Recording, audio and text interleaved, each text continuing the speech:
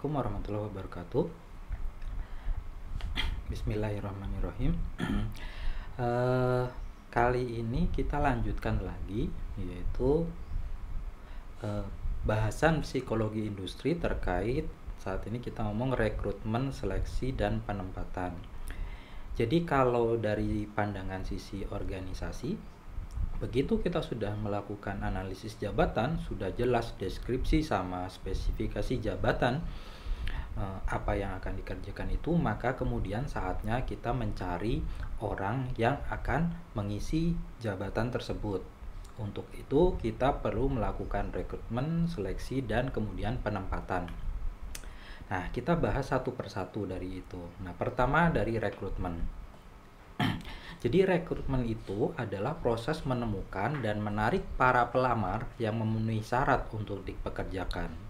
Jadi ini Proses rekrutmen dimulai dari pencarian para pelamar dan diakhiri dengan masuknya surat lamaran dari para pelamar tersebut. Kalau bentuknya surat, ya kan. Jadi kalau zaman dulu memang bentuk lamaran itu kadang pakai map gitu ya, harus pakai map warna apalah itu, nanti dimasukkan dibundel dalam satu map begitu. Makanya dulu tuh saya pernah dengar ada kata, bahkan kalau misalnya dia dari luar daerah, dia tidak datang, jadi tidak lagi ngenteng-ngenteng map ke satu perusahaan ke perusahaan, tapi kalau dari luar kota dikirim via pos. Nah itu kan, jadi dulu saya pernah diajar itu ada triknya kalau kayak gitu. Jadi biar si perusahaan itu merasa wah ini orangnya bagus, itu triknya itu adalah berkas lamaran kita tuh diberikan map yang bagus, dibungkus map yang bagus, kirimnya tuh pun jangan pakai pos biasa, pakai JNE yang mahal, yang bungkusnya itu juga kalau perlu FedEx atau apa gitu. Jadi orang tuh, si perusahaan tuh ngeliat wah ini berharga banget. Nah itu kata dosen saya dulu yang ngajarin terkait ini rekrutmen itu. Walaupun sekarang mungkin sudah old fashion, mungkin nggak dipakai lagi berkas-berkas seperti itu karena sudah online sekarang. Jadi semua kirim via email lebih, atau bahkan via sistem informasi dari si bagian vakansi dari si perusahaan tersebut. Semua mereka sudah ada, bisa soft copy email, bisa memang harus ngisi bahkan form-form yang sudah disediakan. Jadi objektif semuanya, informasinya sudah, si perusahaan tuh enak bacanya. Tapi intinya seperti tadi, masuk mirip-mirip sama aja sih, masuk surat lamaran dari para pelamar sebenarnya. Hasil proses rekrutmen adalah sekumpulan pelamar yang siap untuk diseleksi. Jadi intinya seperti itu. Nanti habis ini siap untuk diseleksi. Penentuan dasar rekrutmen itu ya job analisis. Pertama ya kita sudah ngomong tadi, job analisis itu nanti menentukan job deskripsi sama job spesifikasi, kita sudah bahas kemarin. Nah kemudian nanti ada juga job evaluasi, penilaian jabatan, dan ada job classification, penggolongan jabatan. Kalau mungkin di kepemerintahan itu ada band 1, band 2, atau eselon macam-macam. Kalau di perusahaan itu ya ada level staff, ada level asisten manajer, ada level manager, dan seterusnya sampai direksi. Nah itu nah begitu ya.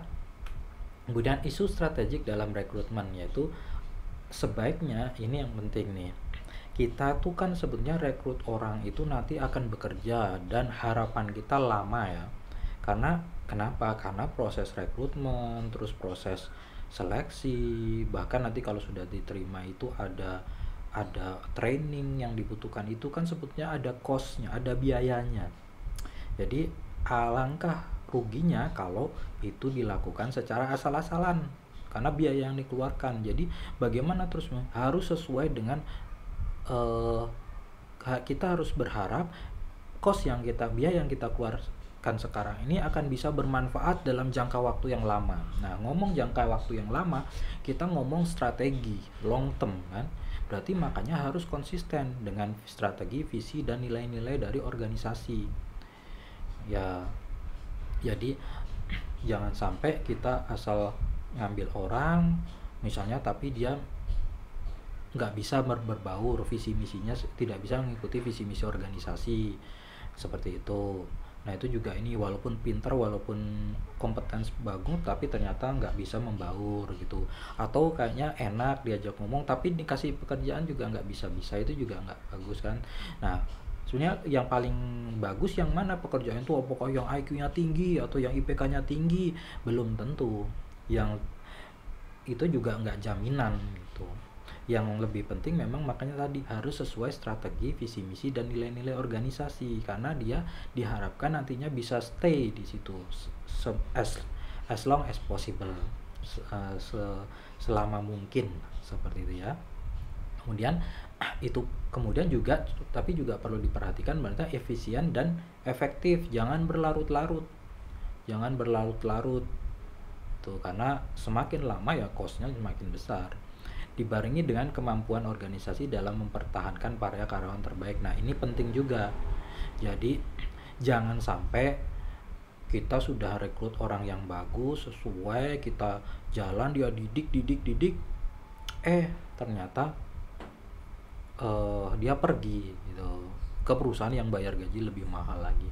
Walaupun itu hak ya, tapi sebetulnya kan tidak semua karyawan itu mementingkan sekedar gaji gitu. Kadang bahkan mencari yang lebih nyaman itu hubungan dengan atasan, hubungan dengan karyawan, dan macam-macam. Nah ini bagaimana perusahaan itu pun juga bisa mempertahankan nantinya karyawan-karyawan yang bagus ini tuh.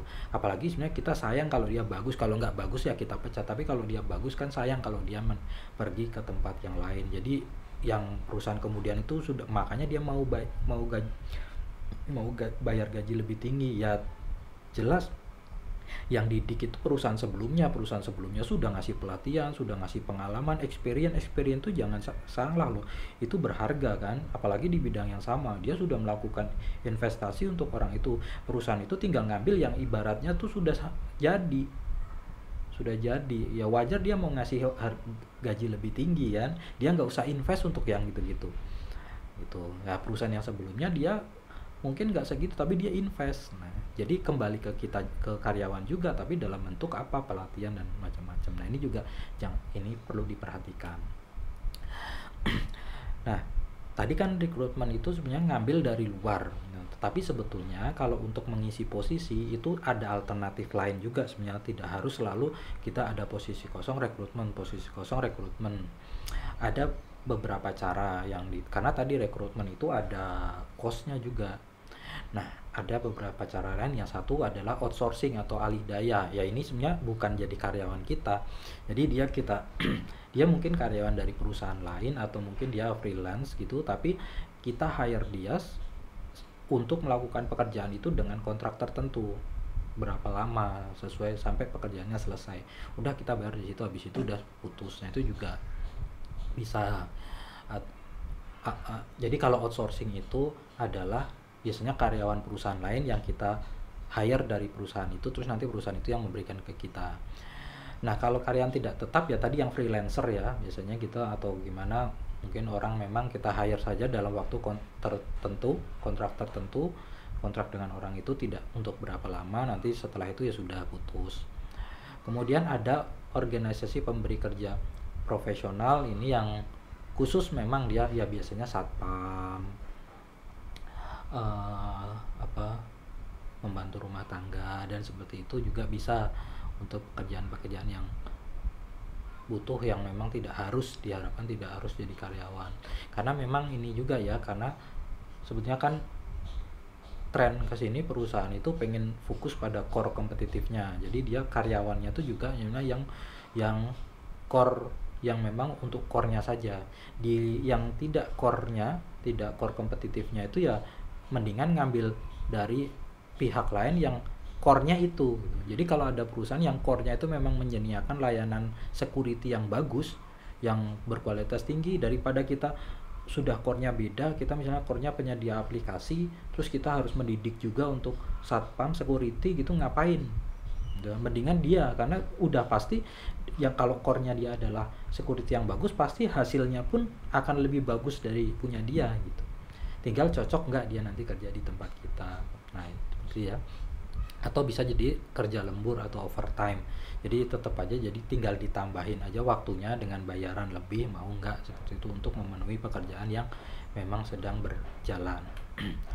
Ini proses rekrutmen lingkungan itu jadi bisa diambil dari lingkungan eksternal ataupun lingkungan internal. Jadi kan kalau lingkungan eksternal itu sebenarnya misalnya dalam perusahaan yang sifatnya besar ya, multinational company atau grup gitu, biasanya kan memang kalau grup kan punya beberapa perusahaan di bawah holdingnya. Kalau multinasional ya dia punya cabang-cabang di seluruh dunia. Bisa jadi ya itu nanti nggak harus, bisa jadi kita posisi dari satu cabang diambil dari cabang lain, itu kan masih dalam internal. Tapi kalau dari eksternal ya memang kita ngambil yang baru dari perusahaan lain atau ya dari yang fresh graduate. Nah itu, tapi prosesnya itu mulai dari sebenarnya perencanaan sumber daya manusia, terus alternatif rekrutmen, pilihan-pilihan cara rekrutmen, nanti kemudian di rekrutmen nanti bisa milih yang tadi sumber internal, sumber eksternal. Tadi saya sudah ngomong metodenya juga akan berbeda sehingga kita bisa mendapatkan orang-orang yang direkrut. Sumber dan metode. Sumber-sumber rekrutmen, tempat di mana para kandidat yang memenuhi syarat berada. Contohnya perguruan tinggi dan perusahaan-perusahaan pesaing. Ini kalau pesaing berarti sudah experience, kalau perguruan tinggi berarti fresh graduate. Makanya biasanya untuk yang fresh graduate ini biasanya si universitas itu dari career centernya itu bekerja sama dengan perusahaan-perusahaan untuk mengadakan seperti job fair lah gitu, sehingga perusahaan-perusahaan itu bisa berkumpul. Kalau dia punya vakansi, dia di situ. Jadi mahasiswa pun yang itu bisa dengan mudah untuk menghadiri job fair. Kemudian metode rekrutmen, cara-cara spesifik yang digunakan untuk menarik para karyawan potensial ke dalam perusahaan. Ini ada cara-caranya ya. Sumber internal tadi sudah saya ngomong, internal dan eksternal bisa. Kelebihannya apa? Kalau sumber internal itu motivasi yang lebih besar untuk kinerja yang lebih baik. Karena apa? Karena biasanya kalau dari internal itu biasanya pilihannya kalau nggak mutasi, promosi gitu kan ya, kalau yang positif. Tapi bisa jadi juga demosi sih sebenarnya, tapi demosi juga biasanya memang nggak motivasi. Tapi kan lebih banyak kasusnya itu ya promosi biasanya, karena misalnya buka cabang baru gitu, macam-macam kan. Jadi yang dari kalau orang sih kalau misalnya tentu harus ada nilai lebihnya kan. Misalnya gini, kalau buat cabang baru di daerah gitu misalnya ya, terus terbuka nih, terus nawarin ke karyawan yang lama ada cabang baru tapi posisinya sama, biasanya orang ngapain, saya sudah punya settle di sini, sudah mulai nyicil rumah, sudah ini, apalagi kalau di kota gitu kan ya, ngapain saya harus ke daerah misalnya seperti itu kalau posisinya sama. Jadi biasanya pasti ditawarkan untuk posisi yang lebih tinggi, supervisor atau apa kalau dari dalam. Untuk yang dari yang level bawahnya juga biasanya ngambil dari luar. Jadi ini memberi motivasi untuk yang lebih baik. Nah tadi jadi memberikan kesempatan promosi lah biasanya tuh. Ini juga meningkatkan moral kerja karyawan dan loyalitas ya, karena ada, jadi kenapa seperti ini, karena terkait dengan yang keempat ya, memberikan kesempatan yang lebih baik.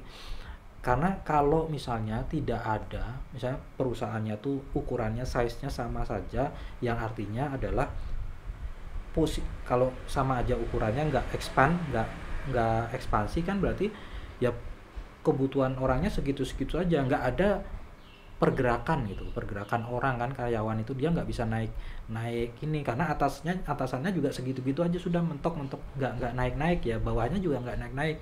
Makanya biasanya kalau kondisi kayak itu, ketika buka cabang ya sudah ada atasannya pindah gitu, nah ini bisa naik. Atau kalau enggak yang bawahan ini dia jadi naik promosi ke atasan, sehingga dia bisa ada darah segar seperti itu ya. Kelemahannya menciptakan pola pikir dan gagasan yang sempit ya, jadi karena dia sudah lama kerja di situ ya, itu saja yang dia, jadi cuman menerapkan cara lama di tempat yang baru, nggak ada perubahan. Menimbulkan perselisihan politis dan tekanan untuk bersaing ya, ini ada persediaan politis ya, kalau misalnya dia tidak mau atau dia rebutan, kalau terlalu bagus bikin rebutan ya jadi bermasalah, kalau nggak mau juga berkelahi, ini juga ada kemungkinan. Membutuhkan manajemen program pengembangan yang lebih baik, ini kalau internal kelemahannya. Kalau eksternal sekarang, ngambil dari luar yang baru, memberikan ide, kelebihannya memberikan ide dan pandangan baru ya, memungkinkan karyawan untuk melakukan perubahan, tidak banyak merubah hierarki organisasi yang ada. Ya artinya orang-orang baru itu pasti diharapkan ya, karena budayanya mereka juga beda kan, berarti bisa membawa angin segar, pikiran-pikiran baru yang akhirnya ada inovasi, ada ini yang baru lah, cara-cara yang kerja yang baru. Apalagi biasanya kalau orang baru masuk itu kan dia pengen memperlihatkan bahwa dia bagus di organisasi yang baru, makanya dia biasanya itu punya sikap etos-etos kerja yang bagus. Wah, dia masih semangat, dia tepat waktu dan macam-macam.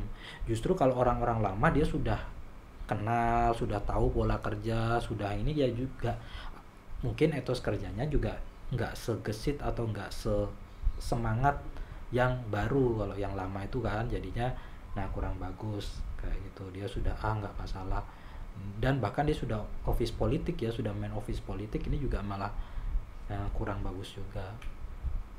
Kekurangannya waktu yang hilang karena adanya penyesuaian ya, karena tadi karena entry level kan, fresh graduate bisa, atau entry level berarti dia belum tahu budaya, belum tahu situasi ya, mau nggak mau dia harus belajar dulu. Ini juga ada waktu, ada investasi di situ. Melemahkan inisiatif karyawan yang ada untuk berjuang meraih promosi ya. Nah ini jadi kalau dia ngambil dari luar, yang di dalam itu jadi kayaknya kok saya nggak dipakai gitu gitu kan. Ketiadaan informasi yang tersedia mengenai kemampuan individu dalam upaya penyesuaian diri dengan organisasi yang baru. Nah karena untung-untungan ya bisa jadi ngambil dari luar tuh kita tidak tahu, bisa jadi dia cocok, bisa jadi dia enggak. Nah itu juga bisa kemungkinan, bisa jadi begitu masuk kayaknya bagus, ternyata nggak cocok budayanya, keluar lagi. Metode rekrutmen internal ini metodenya sekarang.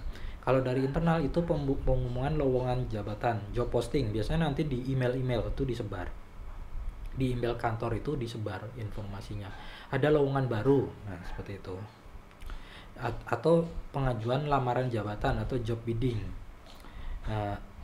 Nah ini ditawarkan lah sebetulnya, apa istilahnya, kayak bidding itu apa ya, saya minta, nanti baru kalau ada posisinya ya diproses. Jadi kalau yang atas ini ada posisinya dulu baru dibuka, kalau ini orangnya pada majukan dulu aja, nanti misalnya jadi kan seperti ini, kayak misalnya PNS itu dia di daerah Sumatera terus pengen pindah ke Jawa karena aslinya orang Jawa dulu, ya sudah saya mengajukan pindah ke Jawa dulu, tapi belum tentu ada posisinya kan, nanti kalau ada posisinya baru. Atau referensi karyawan, nah ini juga cara-cara referensi.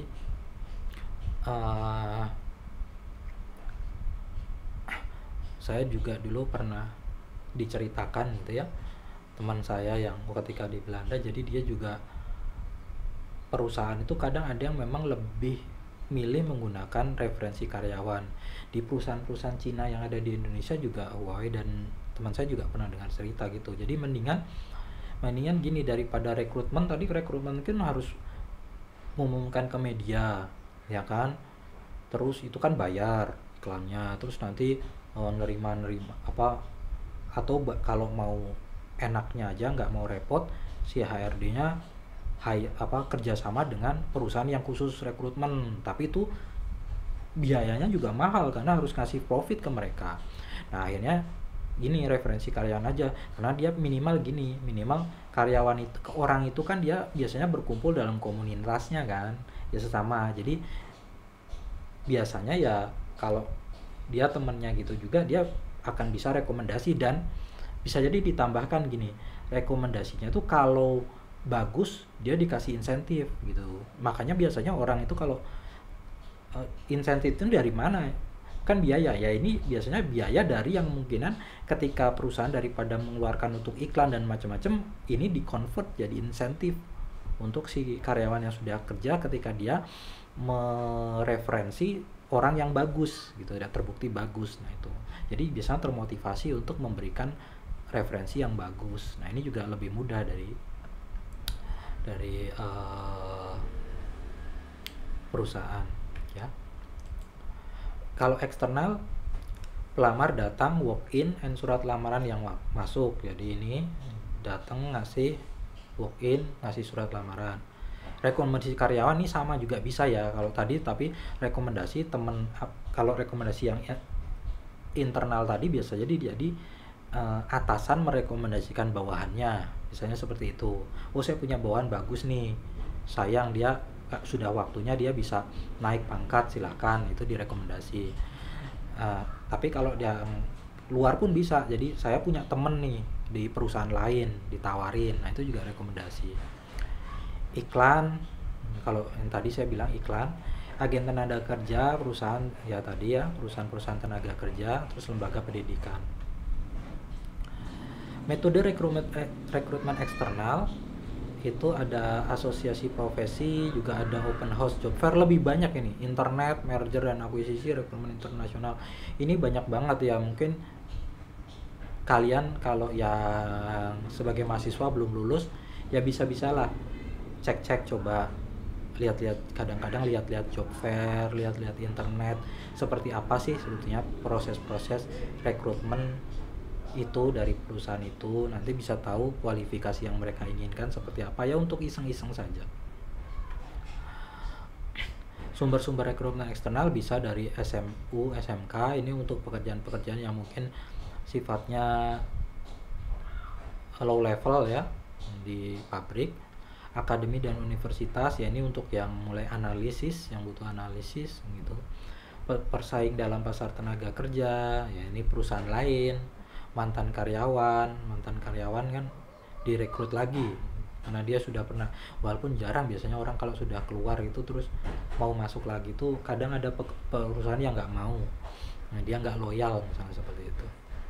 Atau pengangguran atau wirausahawan ini. Jadi metode rekrutmen online, jadi perekrut internet ini melakukan yang pekerjaan utamanya menjalankan proses rekrutmen melalui internet, disebut juga rekrut maya. Ini bisa ya dari internet, JobsDB, terus LinkedIn. Nah itu kan kalian tahu ya, itu perekrut internet. Bursa kerja virtual job fair, metode perekrutan online yang dilakukan oleh satu pemberi kerja atau kelompok pemberi kerja, sama tadi ya. Banyak monster kalau di yang level internasional tuh ya, monster atau Asia apa gitu. Kalau Indonesia mungkin street job street atau tadi bahkan ini ya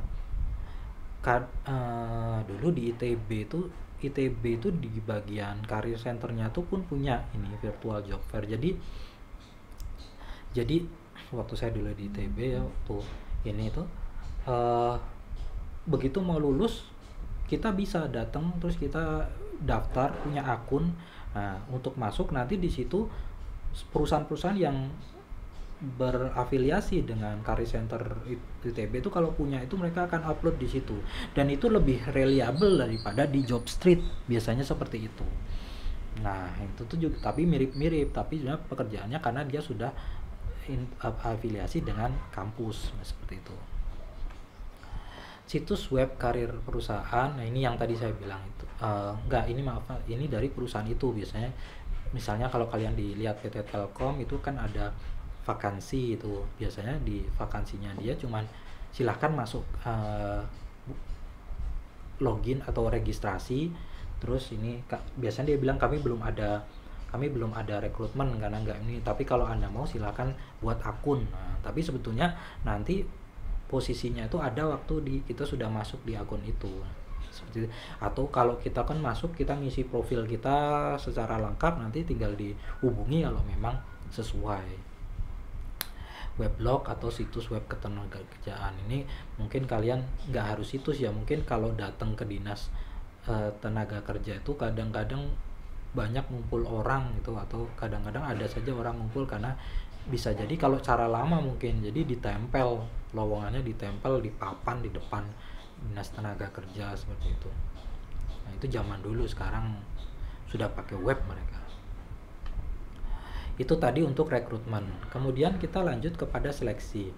Jadi seleksi adalah proses memilih dari sekelompok pelamar orang yang paling sesuai untuk posisi tertentu dan untuk organisasi.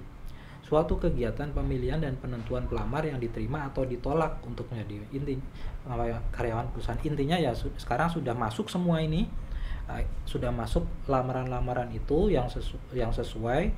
Nah, kita seleksi nanti mana yang paling sesuai, mana yang akan kita terima, yang sesuai dengan job desk sama job speknya. Dasar seleksi kebijaksanaan perburuhan pemerintah. Nah, ini ada misal seleksi usia, melarang adanya diskriminasi kulit, agama, dan suku bangsa. Ini kan nggak boleh, saya cuma mau ya yang suku Jawa saja. Ini juga sudah ada ya kebijakannya itu. Ada perusahaan yang mungkin pengennya seperti itu, tapi ada aturan. Ini tren sekarang seperti itu. Prinsipnya job spesifikasi, the right man on the right place and the right man behind the right gun. Ya. Kalau kita menempatkan orang tidak pada tempat orang yang sesuai pada tempatnya, itu ya tunggu saja kehancurannya. Dasar seleksi bisa jadi ekonomis rasional, biaya, waktu, dan pikiran dimanfaatkan secara efektif sehingga hasil efektif dapat dipertanggungjawabkan, atau etika sosial, memperhatikan norma-norma hukum, agama, dan masyarakat. Jadi seperti itu. Jadi bisa mulai dari yang memang efisien sampai dia memang banyak ini pilihan-pilihannya itu. Mungkin dia karena salesnya itu di branch yang Jogja, jadi dia pengen orang yang bisa bahasa daerah, ya kan, supaya enak ngomong sama ngejual sama orang itu enak ya. Kalau dia nggak bisa bahasa daerah, susah kan dia itu. Sama saja kalau kita lowongan dari negara lain misalnya tuh minimal bisa Inggris gitu, tapi kadang di perusahaan-perusahaan yang di negara tertentu misal Jepang ya harus bisa Jepang, ya harus bisa bahasa Jepang misalnya itu, atau di Jerman harus bisa bahasa Jerman. Ada negara-negara yang mensyaratkan seperti itu kan, biar komunikasi enak. Kalau komunikasi susah gimana gitu kan ya. Kemudian langkah dasar proses seleksi. Jadi apa saja sih proses seleksinya? Pertama, menetapkan kriteria yang diinginkan, ya, memilih berbagai prediktor, ya nanti kita teknik-teknik penilaiannya supaya kita bisa memprediksi ini tuh sesuai atau enggak. Menentukan waktu yang tepat untuk mengukur setiap prediktor, jadi diukur, mengolah informasi yang terkumpul dan mengambil keputusan seleksi. Nah, akhirnya teknik-teknik menilai pelamar, bisa riwayat pribadi, dari riwayat pribadi pelamar, bisa pemeriksaan referensi dan latar belakang, tes tertulis, simulasi kerja, pusat penilaian, wawancara, sama tes kesehatan. Ini biasanya terakhir nih tes kesehatan nih, karena ya kalau awal-awal kan riwayat pribadi kan dilihat CV. Kalau pemeriksaan referensi dan latar belakang itu kan biasanya di CV itu disuruh mencantumkan untuk beberapa kerjaan itu. Kalau misalnya dia yang pengalaman ya perusahaan sebelumnya apa, kontaknya di mana, kontaknya siapa, supaya apa bisa ngecek. Ya kadang-kadang kalau males itu sudah ada surat rekomendasinya, tapi biasanya ini diminta kontaknya juga supaya dia bisa tahu dulu tuh gimana gitu. Kalau dia keluar secara baik-baik enak biasanya ngomongnya, tapi kalau dia keluarnya bermasalah bikin ribut kan pasti si orangnya tadi, mantan atasannya juga pasti nggak akan ngomong baik-baik, nggak akan bohong kan ya. Nah itu juga ini penting. Terus tes tertulis ya ini standar ya, misalnya tes psikotes gitu-gitu untuk melihat potensinya. Kemudian ada simulasi kerja, kadang-kadang membutuhkan kalau misalnya jadi dosen itu contohnya coba ngajar, nah gitu. Pusat penilaian ada, bisa pakai pusat penilaian, bisa pusat penilaian ini seperti tes potensi akademik, yaitu ya TPA itu diselenggarakan oleh BPS atau mana itu, nanti diundang terus semua calon karyawan duduk di satu ruangan, mereka ngerjakan, ada nilainya. Nah itu bisa. terus ada wawancara. Ya ini biasanya kalau sudah tahapan yang makin dekat, makin sudah melewati tahapan gugur sampai akhirnya biasanya sampai wawancara ini biasanya bisa beberapa level. Awal-awal biasanya kepada HRD dulu, yang penting HRD itu untuk tahu gimana orangnya secara general, apakah dia cocok dengan budaya kita. Nanti kalau sama HRD lolos, nanti biasanya ada wawancara lagi sama unit yang akan memakainya. Misalnya di HRD kan ditentukan ya, kadang biasanya di HRD sudah menentukan, tapi bisa jadi kan unit cocok atau enggak. Nah ini nanti misalnya di produksi nanti wawancara, produksi suka orangnya, atau ke bagian marketing suka orangnya enggak, kalau enggak dikembalikan, dicarikan yang lain. Biasanya sih kalau di HRD sudah lolos itu, misalnya di satu unit pun belum lolos, enggak langsung digugurkan. Biasanya HRD akan tetap mencoba yang lain, unit lain mana ada enggak, siapa tahu cocok gitu, karena menurut HRD orangnya sudah bagus. Kalau memang di semuanya enggak ada yang cocok, baru mungkin gagal gitu. Tapi biasanya sih kalau sudah lolos HRD wawancara akan masih ada tahapan bisa yang lain, jadi bisa langsung dapat, bisa jadi enggak. Nah biasanya kalau sudah unit pun sudah cocok sesuai, artinya sudah mau diterima, tinggal tes kesehatan di akhir, dia sehat enggak. Nah, kalau di Indonesia itu mungkin ada tes narkoba segala macam itu kan ya gitulah, intinya seperti itu. Karena bisa jadi ini kan resiko juga kan di perusahaan, kalau dia ternyata sudah nggak sehat, itu juga kan berat juga di perusahaannya. Jadi tahapannya dan teknis seleksi itu penerimaan pendahuluan, terus tes penerimaan, wawancara seleksi, pemeriksaan referensi, evaluasi medis, wawancara oleh atasan langsung, atau keputusan penerimaan. Ini tidak saklek tadi.